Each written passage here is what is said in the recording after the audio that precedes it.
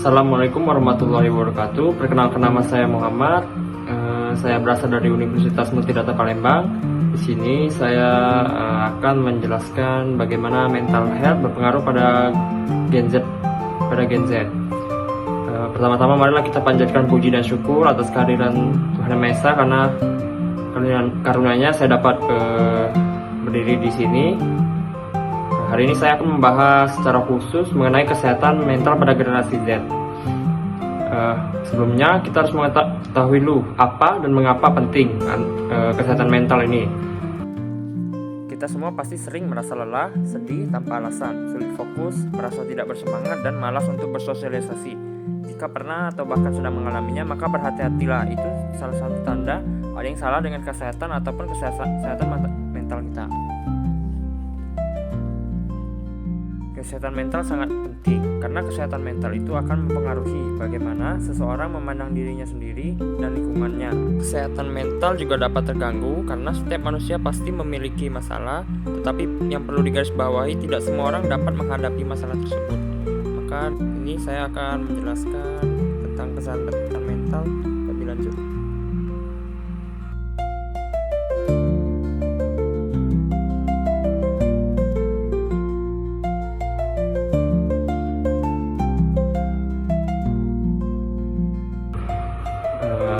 Mari kita pahami terlebih dahulu apa itu kesehatan mental.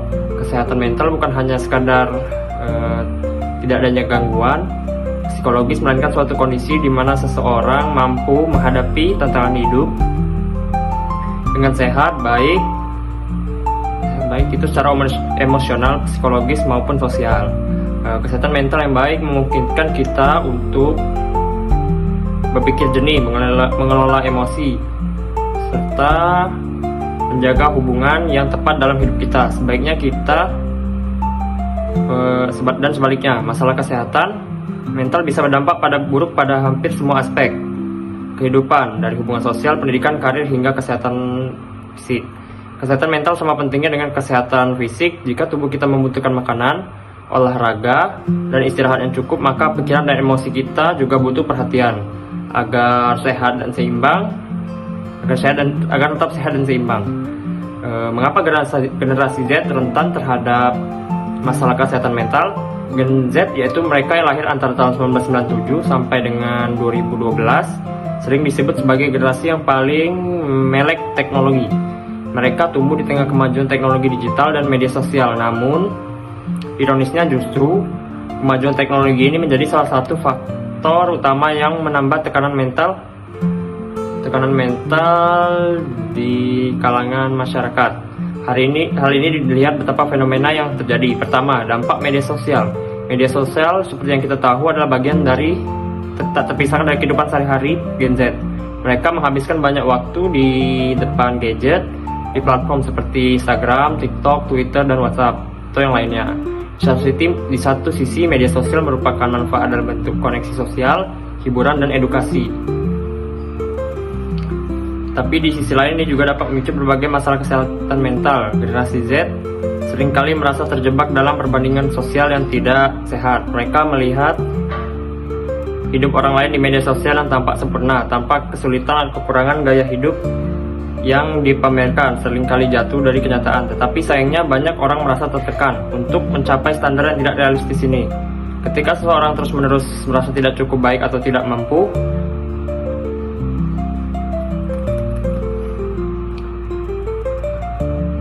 tersebut, hal ini dapat menyebabkan kecemasan serta ketidakpuasan terhadap diri sendiri. Beberapa penelitian telah menunjukkan bahwa penggunaan media sosial yang berlebihan berhubungan erat dengan meningkatnya kasus seperti depresi, kecemasan, bahkan perasaan sepi di kalangan anak muda. Fenomena fear of missing out atau FOMO juga menambah rasa cemas, di mana banyak yang merasa takut ketinggalan tren, peristiwa atau momen penting yang terjadi di dunia maya. Selanjutnya ada ketidakpastian masa depan dan tekanan akademis. Gen Z hidup di masa yang penuh dengan ketidakpastian, mulai dari perubahan iklim, ketidakstabilan politik, hingga pandemi COVID-19 yang mengubah banyak hal dalam waktu singkat. Semua ini menambah kekhawatiran mereka. akan masa depan, banyak dari mereka yang bertanya-tanya, apakah saya akan memiliki karir yang baik? Apakah dunia ini akan tetap aman untuk ditinggali? Atau bahkan bagaimana saya bisa meraih kebahagiaan dalam dunia ini? Tak hanya itu, tekanan dalam dunia pendidikan juga semakin berat. Gen Z dihadapkan pada tuntutan akademis yang ketat dan ekspektasi yang besar dari masyarakat maupun orang tua, serta lingkungan sosialnya. Mereka merasa harus selalu tampil baik, tampil unggul, harus berprestasi, harus fokus sejak dini, harus sukses sejak dini. Semua tekanan ini dapat memicu adanya stres yang berkepanjangan, yang jika tidak dikelola dengan baik akan berdampak sangat buruk bagi diri orang tersebut. Selanjutnya ada teknologi dan isolasi sosial. Meskipun Gen Z juga adalah generasi yang paling terhubung secara digital, mereka yang merasa terisolasi secara emosional, terhubung melalui layar tidak selalu berarti mereka memiliki hubungan yang mendalam dan hubungan emosional yang cukup. Banyak dari mereka merasa kesepian bahkan ketika mereka memiliki ratusan atau ribuan teman di medsos, mereka tetap merasa kesepian. Selanjutnya karena ada pandemi COVID-19.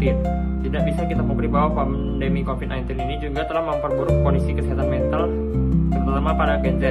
Selama masa pandemi, banyak anak muda yang mengalami ketidakpastian, isolasi sosial, dan tekanan mental yang luar biasa. Pembatasan sosial, pembelajaran jarak jauh, dan kurangnya interaksi sosial telah meningkatkan kecemasan, stres, dan depresi pada banyak individu. Pandemi juga membawa perubahan besar bagi dalam dunia pendidikan dan kantor,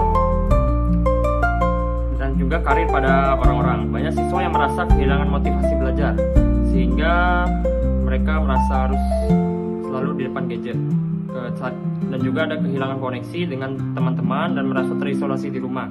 Hal ini dikarenakan adanya COVID-19 tersebut.